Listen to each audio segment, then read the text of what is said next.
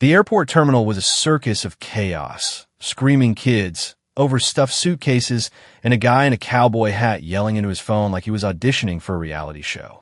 I stood frozen at the check-in counter of Dallas-Fort Worth International, my heart hammering so loud I swore the ticket agent could hear it. Her name tag read Brenda, and her pinched lips told me she'd already made up her mind about me before I even opened my mouth.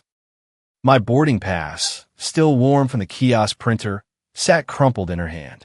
"Sir," she said, her voice sharp enough to cut glass, "I'm sorry, but you're not boarding this flight." I blinked, my leather jacket creaking as I leaned forward. "Excuse me." My voice came out low, controlled, but inside I was a mess. I'd spent the last 6 hours driving from Austin to make this flight to New York, where my new life, was supposed to start. A job at a sleek Manhattan design firm. A chance to finally be me after years of hiding in the Texas heat. I'd packed my entire world into 2 suitcases, said goodbye to my small-town roots. And now Brenda was standing between me and the future I'd been chasing since I was 16. "There's an issue with your ticket," she said, not meeting my eyes. Her fingers tapped the keyboard like she was trying to summon a demon. "It's flagged. Security protocol." I forced a smile, the kind I perfected back in high school when I had to charm my way out of trouble. "Brenda, I'm sure it's a mistake. I paid for this ticket weeks ago. Can you check again?" She didn't check. Instead, she slid my ID back across the counter like it was contaminated. "Sir, I need you to step aside. Next in line, please." The guy behind me, a burly dude with a gym bag and a protein shake, grumbled and pushed forward. I didn't budge. My pulse was racing, but I wasn't about to let this go. "I'm not moving until you tell me what's going on," I said, planting my boots firmly on the tile. My voice carried, and heads turned. A woman with a stroller paused, her eyes flicking between me and Brenda.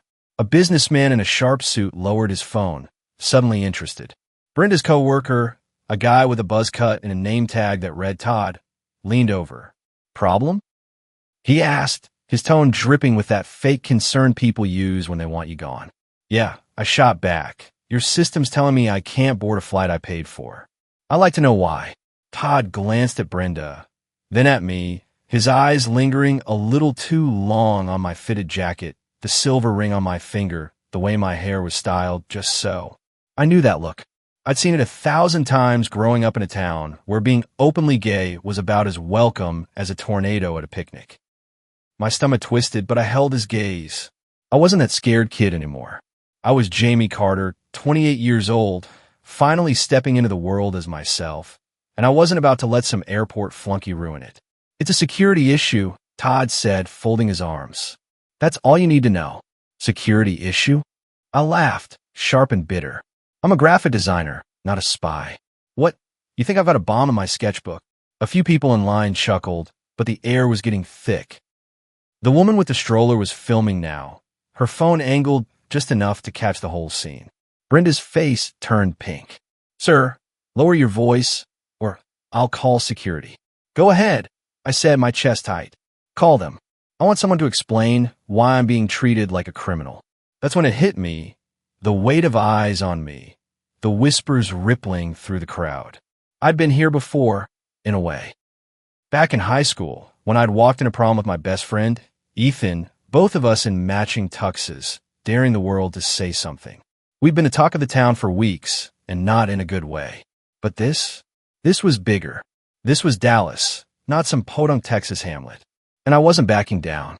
A man in a plaid shirt stepped forward, his voice gruff. "Hey, what's the holdup? Some of us have places to be." I turned, ready to snap, but he wasn't looking at me. He was glaring at Brenda and Todd. "If this guy's got a valid ticket, let him board. What's the problem?" Brenda stammered, It's policy, sir." "Policy?" The man snorted. "Sounds like BS to me." More murmurs. The businessman with the suit was typing furiously on his phone now, his brow furrowed. The woman with the stroller leaned toward her friend, whispering, "This is going viral, I bet." I felt a spark of hope, but it was quickly doused when Todd leaned over the counter, his voice low. "Look, Mr. Carter, I'm going to be straight with you.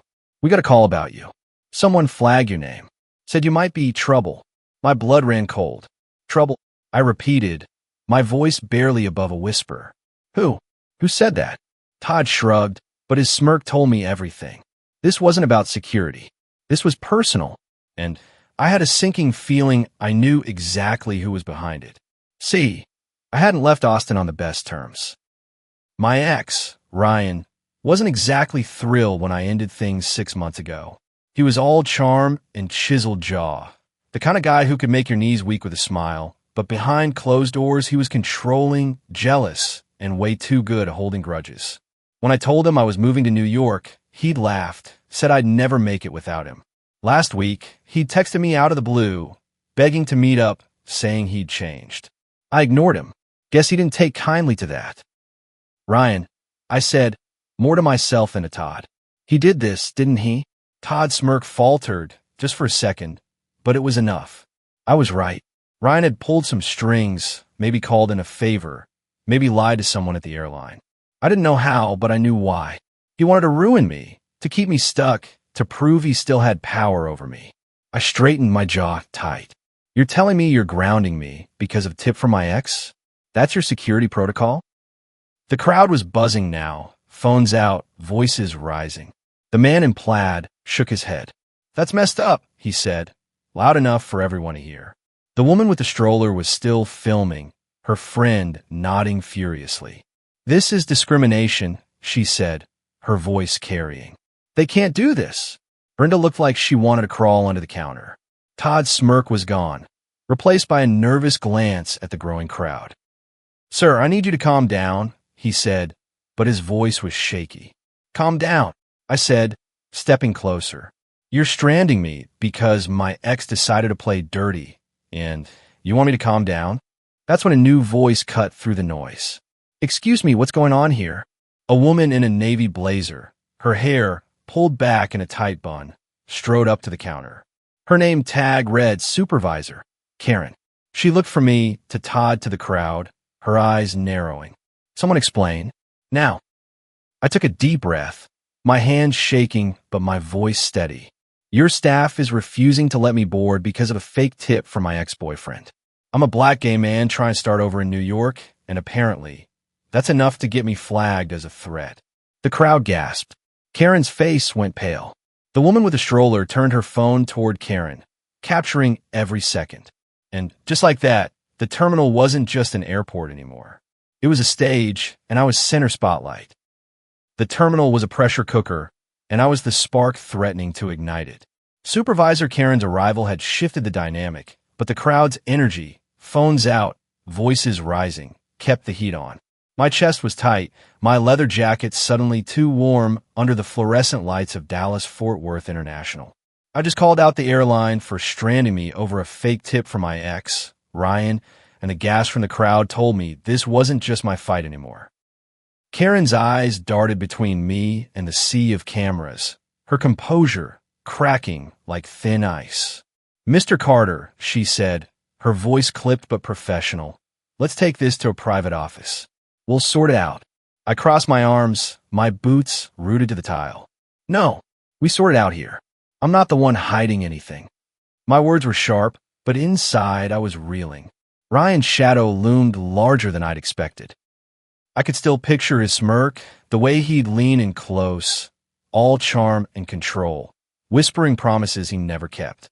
I walked away from him, but he'd found a way to drag me back into his game. The man in plaid, the one who'd spoken up earlier, stepped closer. Yeah, let's hear it, he said, his voice gravelly. What's this about an ex-boyfriend? Karen hesitated, her fingers twitching at her side. This is a sensitive matter. Sensitive? I cut in, my voice rising. You're grounding me because my ex decided to mess with my life. That's not sensitive, that's personal, and I deserve answers. The crowd murmured, a low hum of agreement. The woman with the stroller, still filming, zoomed in on Karen's face. A young guy in a hoodie, scrolling on his phone, let out a whistle. Yo, this is blowing up on Twitter, he said, holding up his screen.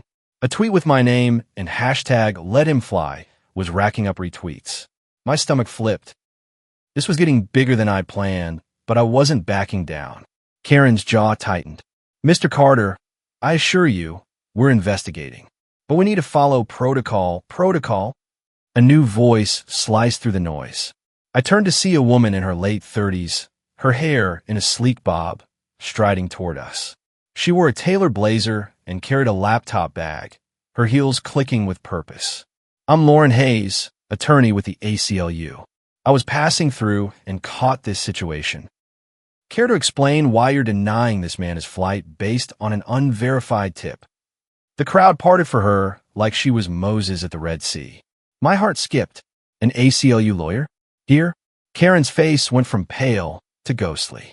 Todd, the smug agent, shifted uncomfortably, his eyes darting to the exit like he wanted to bolt. It's a security issue, Karen stammered. We received a tip from an ex-partner, Lauren interrupted, her voice calm but razor sharp. That's what Mr. Carter said, correct? She glanced at me, her eyes steady, encouraging. I nodded, my throat tight. That's right, I said. My ex, Ryan Kessler. We broke up 6 months ago. He's been harassing me ever since I told him I was moving to New York. This is his way of getting back at me. Lauren's lips pressed into a thin line. So let me get this straight. You're holding a passenger based on a personal vendetta, with no evidence, violating his rights as a ticketed traveler. She turned to the crowd, her voice carrying. Does that sound like protocol to anyone here? A chorus of no, and that's wrong, erupted. The man in plaid clapped, slow and deliberate. The woman with the stroller called out, this is why I hate flying. Even the businessman in the suit, who'd been quiet, muttered, unacceptable. Karen raised her hands, tried to regain control. We're working to resolve this. Then resolve it, Lauren snapped. Either provide evidence of a legitimate security threat, or let Mr. Carter board his flight. Now, I felt a rush of gratitude, but it was short-lived. My phone buzzed in my pocket, and I glanced at the screen. A text from an unknown number. Asterisk, you think you can run from me. Jamie? I'm just getting started. Asterisk, my blood ran cold. Ryan. It had to be. He wasn't just pulling strings at the airline. He was watching, waiting, playing a game I didn't fully understand. I shoved the phone back in my pocket, my hands shaking. Lauren noticed, her eyes narrowing. Everything okay? She asked quietly. I forced a nod, but my voice was tight. Just more of the same. She didn't press, but her expression told me she'd seen enough cases like this to know what was up. Stay strong, she whispered, then turned back to Karen. We're waiting. Karen exhaled, defeated. Fine. Mr. Carter, we'll reinstate your ticket. You can board the next flight to New York, first class, no charge. The crowd cheered, but I didn't feel victorious. Ryan's text was a dark cloud, a reminder that this wasn't over. I nodded at Karen, my jaw tight. Thank you. But I wanted in writing that this was a mistake, and I want to know how Ryan's tip got through your system. Karen's eyes widened, but Lauren stepped in. Good call. I'll make sure that happens. And I'll be filing a complaint with the FAA on your behalf, Mr. Carter. This can't slide. The man in plaid slapped my shoulder. You got guts, man. Proud of you. The woman with the stroller gave me a thumbs up, her friend still filming. I managed a small smile, but my mind was racing. Ryan wasn't done, and neither was I. As the crowd dispersed, Lauren handed me her card. Call me if you need anything. I'm based in New York, but I travel a lot. You've got allies, Jamie. Thanks, I said, pocketing the card. Her confidence was infectious, but that text from Ryan was burning a hole in my mind. I needed to figure out how far he was willing to go. I grabbed my bags and headed toward the gate, the weight of the moment settling in. The terminal was still buzzing, people stealing glances at me, some whispering, others nodding in support. I felt exposed, like I was walking through a spotlight I hadn't asked for. But there was something else too, a fire in my chest, a determination I hadn't felt in years. Ryan thought he could control me, but he'd underestimated me. I wasn't just running to New York, I was running toward myself. At the gate, I sank into a chair, my heart still pounding. The boarding call for my flight was minutes away, but I couldn't relax. I pulled out my phone, staring at Ryan's text. I'm just getting started. What did that mean? Was he here, watching me? Or was he pulling strings from Austin, using contacts I didn't know he had? A shadow fell over me, and I looked up. A guy, maybe mid-20s, stood there, his dark hair tousled, his eyes warm but curious. He wore a fitted denim jacket and carried a guitar case. The kind of guy who looked like he belonged on a stage, not in an airport. "Hey," he said, his voice soft but confident. "You're the guy from the counter, right?" That was intense. I managed a half smile. "Yeah, you could say that." "I'm Eli," he said, extending a hand. His grip was firm, his fingers calloused from strumming strings. I saw the whole thing. "You handled it like a pro." "Thanks," I said, my guard still up. "Just trying to get to New York without losing my mind." He chuckled, sitting across from me. "I'm headed there too. Musician, chasing a gig." "You?" "Graphic designer," I said. "New job, new life." His eyes sparkled, and for a moment, I forgot about Ryan's text. "New life, huh? That's brave. Takes guts to start over." I shrugged, but his words hit deep. Brave. Was I? Or was I just desperate to escape Ryan's shadow? Before I could answer, my phone buzzed again. Another text from the unknown number. Asterisk board that flight, Jamie. "I dare you." Asterisk my breath caught. Eli noticed, his brow furrowing. "You okay, man?" I hesitated, then showed him the screen. "My ex," I said, my voice low. "He's not letting go. Elias Yov Titaneth. That's not cool. You need help." I shook my head, but his concern was a lifeline I didn't expect.